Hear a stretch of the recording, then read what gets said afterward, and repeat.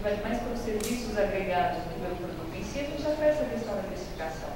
E eu, assim como ele respondeu, eu também não vejo outra forma mais sensata do que como gerar expectativas. Qual mais as expectativas e os desejos, qual mais eu espero que o outro goste daquilo que eu estou produzindo, mais eu posso cobrar por aquilo. E o mesmo vale por uma música, o mesmo vale por uma experiência de cinema.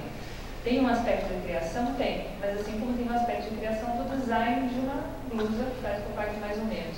É tudo uma questão de expectativa.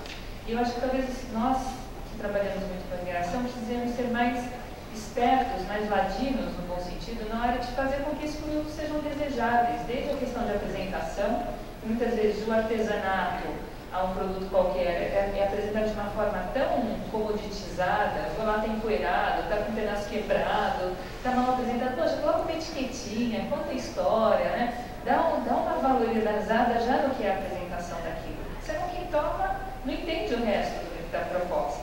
É muito uma questão de trabalhar a proposta.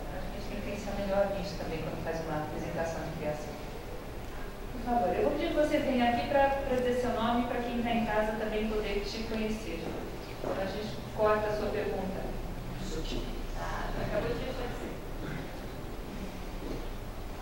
Well, first of all, good evening for you both and congratulations. A minha pergunta é o seguinte: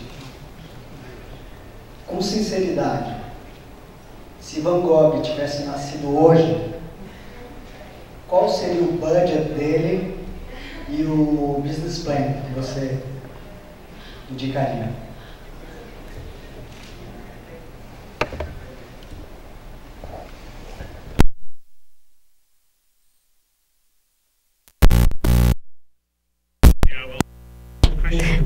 Essa pergunta é muito boa, claro.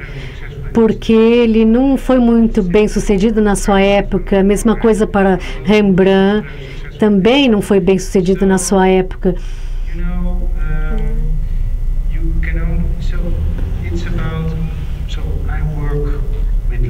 Bom, eu trabalho com empréstimos. Em alguns casos, os empréstimos dão certo, em outros não. Então, você precisa pagar esse empréstimo durante a sua vida e não era o caso do Van Gogh. Ele não teve como pagar porque ele era muito pobre. Então, após a morte dele, ele se tornou muito bem sucedido.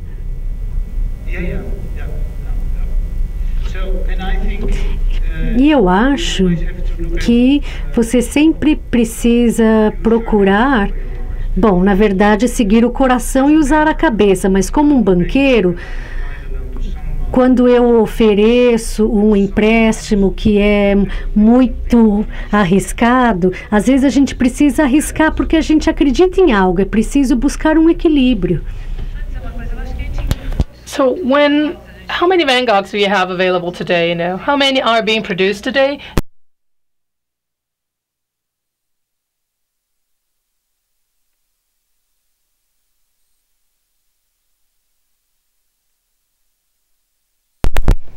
E era uma pessoa muito instável, tinha uma série de problemas e era completamente incompreendido.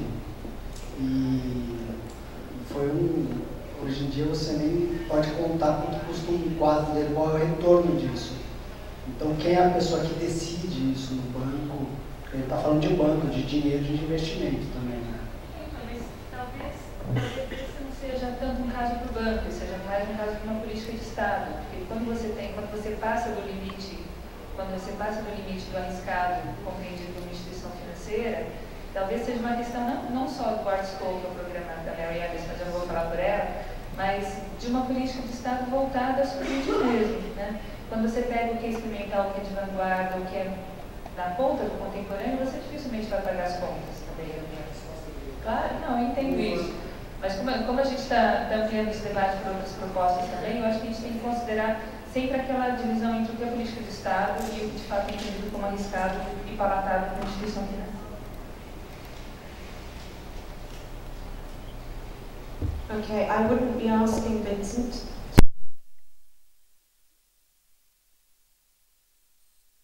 Para o banco, eu pediria para o Theo, que era o agente dele, e quem o assistia e tentava vender a sua obra.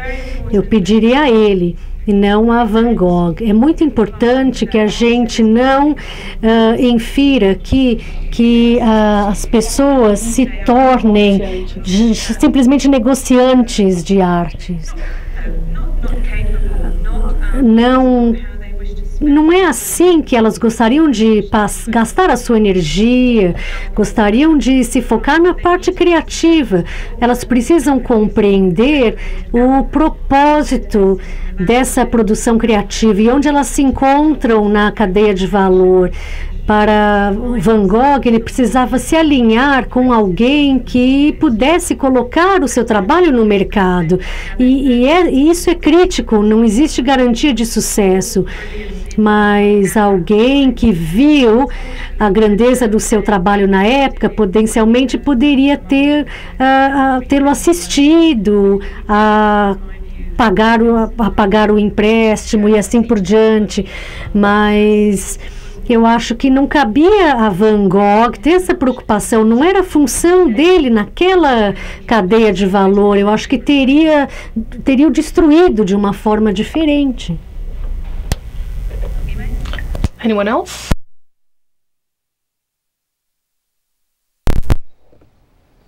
O que eu vou falar não é para a época de Van Gogh, é para a época de hoje no Brasil. No caso do colega lá, hoje no Brasil, o valor da obra depende formador de opinião, marketing, os dois elementos básicos que fazem a valor da obra no Brasil hoje, na minha opinião. Tem que ter uma boa ação de imprensa, bom marketing, boas amizades, essa obra valoriza. Eu acho que é assim um pouco em todas as partes do mundo, né? Também. Depende muito dos canais de opinião, se a gente tem expectativas também depende muito, né? Alguma outra pergunta? Cadê? Você se importa de vir aqui? Porque senão o pessoal de casa não te ouve. O seu risco é você falar e traduzir tudo errado no microfone e vai ser o seu nome. Oi, meu nome é Dilson Laguna, eu represento a Tech Music Schools, que é uma escola de música de Londres aqui no Brasil. Eu faço parte do Flow do Criativo.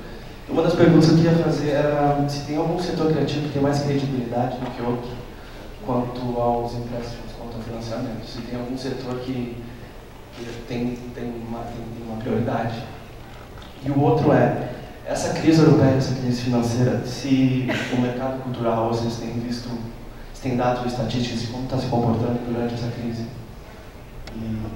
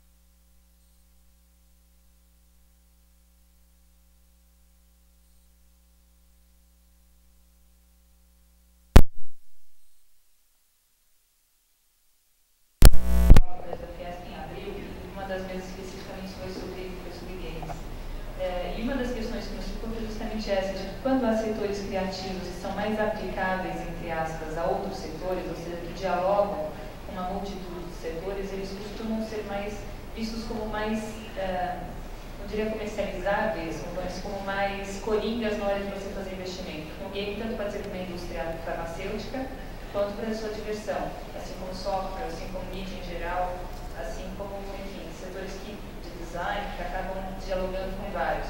E são muito menos fechados em si do que, eventualmente, artes visuais ou mesmo audiovisual até certo ponto.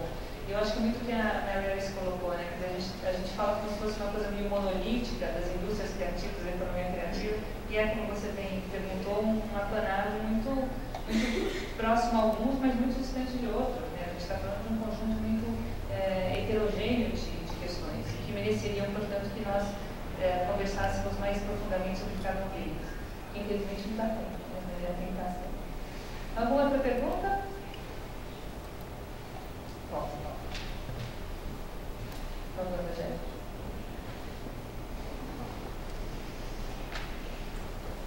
Um dos nossos grandes apoiadores aqui no consulado.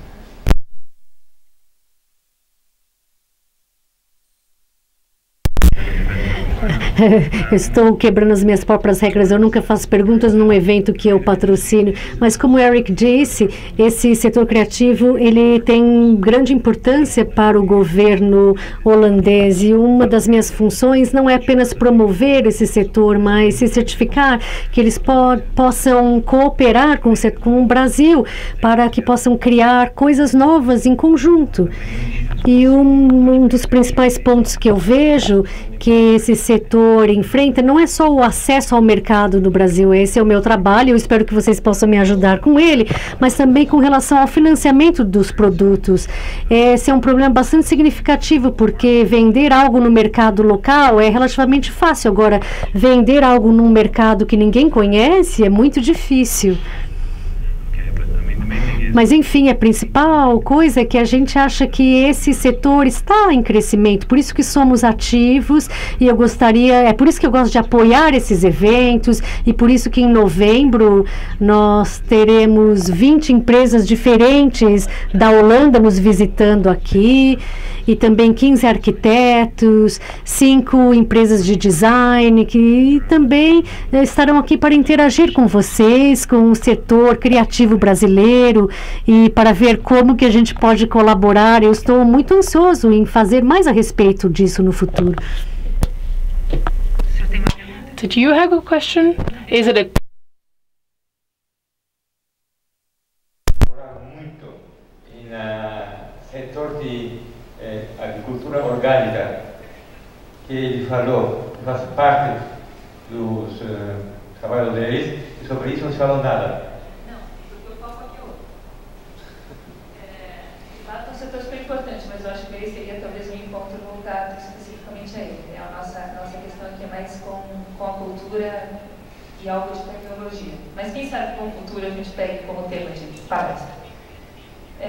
Eu gostaria de fazer uma pergunta, que na verdade é muito mais uma inquietação do que talvez uma pergunta, mas recentemente foi divulgado que a União Europeia lançou uma chamada de trabalho, de candidaturas, para que algumas instituições financeiras participassem não mais só nacionalmente, mas sim no contexto europeu, do financiamento às indústrias criativas.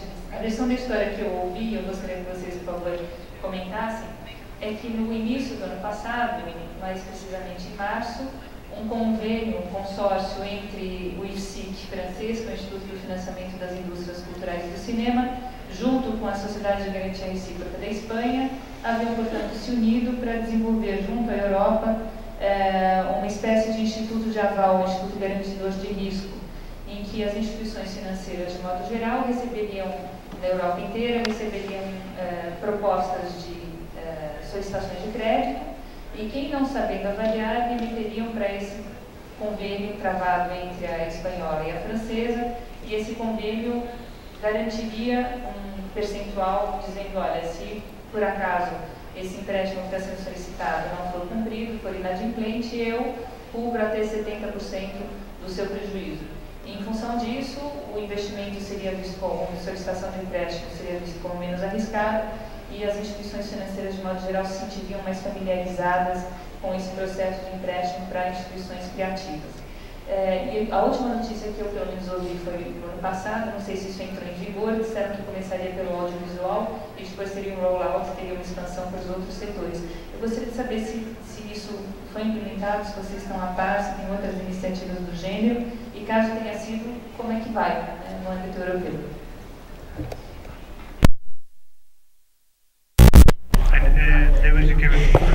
Se existia um fundo de garantia na Espanha e na França também. Também nós temos um escritório na Espanha e trabalhamos com esse fundo de garantia bastante bem sucedido. E agora eu acho que temos um novo fundo para a parte de cinemas. E a Comissão Europeia está trabalhando com programas do setor criativo por toda a Europa, e nós também queremos estabelecer um fundo de garantia para o setor criativo, não apenas o cinema, mas num setor mais amplo.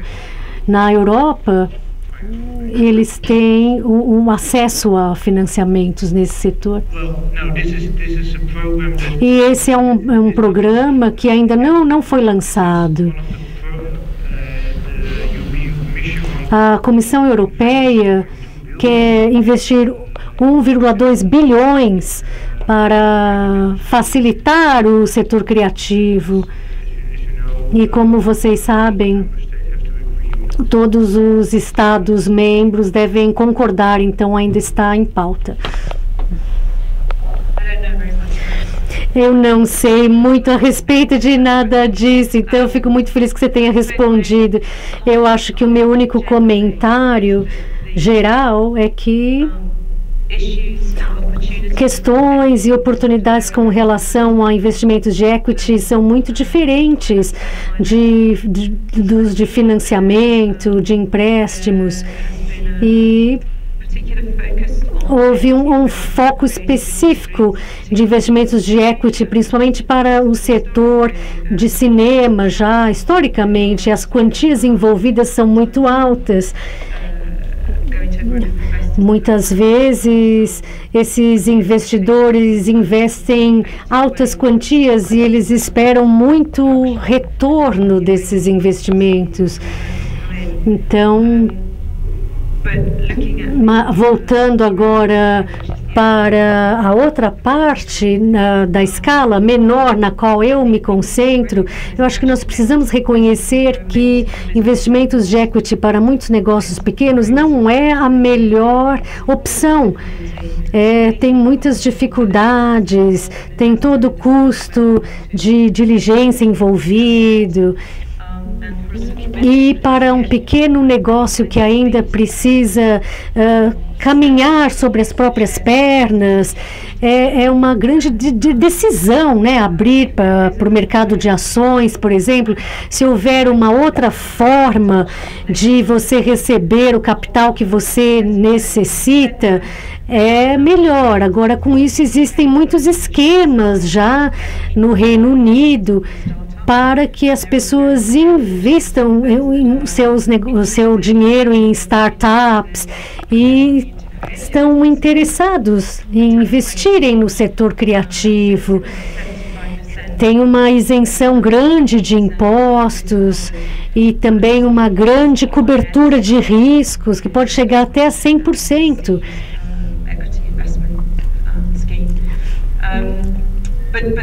Mas as considerações são bastante diferentes dos riscos também, e o retorno é significativamente diferente, para melhor ou para pior. So I have another question.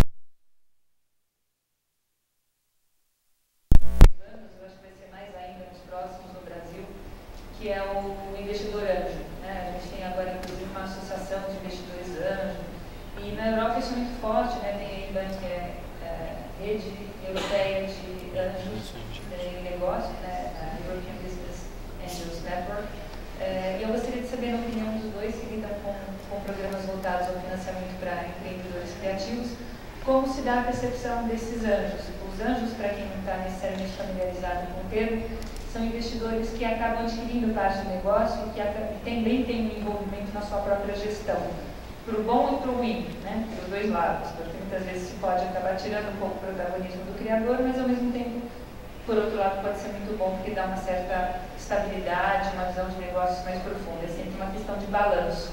Mas como para a gente é muito recente ainda nos setores criativos e na Europa isso já é mais tradicional, eu gostaria de saber a opinião de ambos com relação ao papel dos anjos.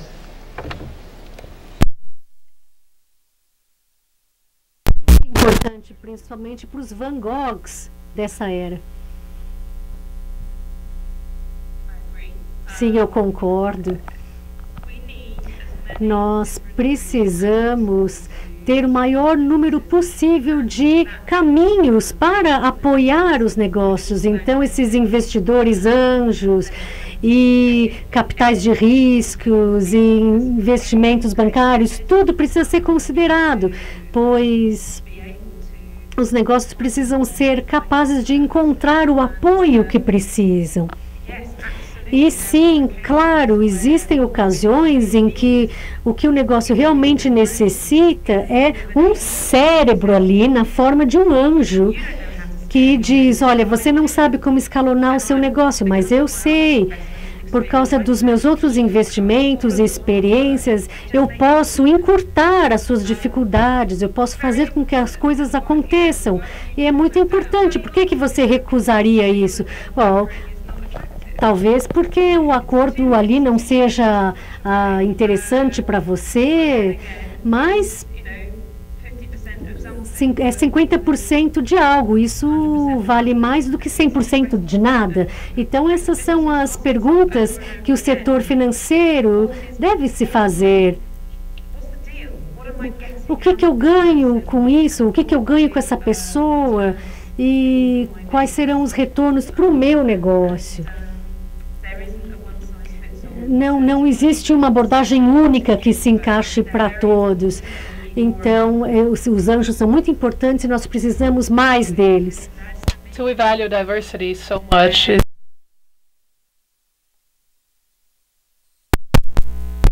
têm 2 a 3 vezes mais pessoas seguindo fora do que presentes, isso não só por conta do trânsito de São Paulo, mas também pessoas de outras cidades e estados, o que eu acho que é muito bom para movimentar esse tema no Brasil. Agradeço em especial a participação da Mary Alice Blair, do British Council e do Consulado da Holanda que ajudaram a trazê-los.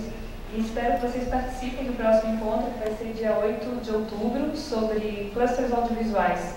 A gente vai ter 2 experiências bem interessantes também, uma da Argentina, que está fazendo o seu cluster audiovisual em Buenos Aires, dentro da mesma lógica que vem trabalhando outros setores criativos, e de Toronto, que transformou já a gente tem uma cidade, não só no estúdio, mas também como um cluster de produção, de festivais e de exportação, em tudo diz respeito a games, animação e audiovisual de modo geral. Então, espero a participação de vocês, sempre às 7h30, e quem não puder participar, mas estiver interessado no conteúdo, também pelo streaming. E gostaria de avisar também que no site do pensarte.org.br, agora a gente já tem os vídeos e as fotos dos encontros passados. Então, vale a pena ver de novo, ou vale a pena ver pela primeira vez, última vez, mas já estão lá disponíveis para vocês acompanharem, tá bem? Muito obrigada, boa noite.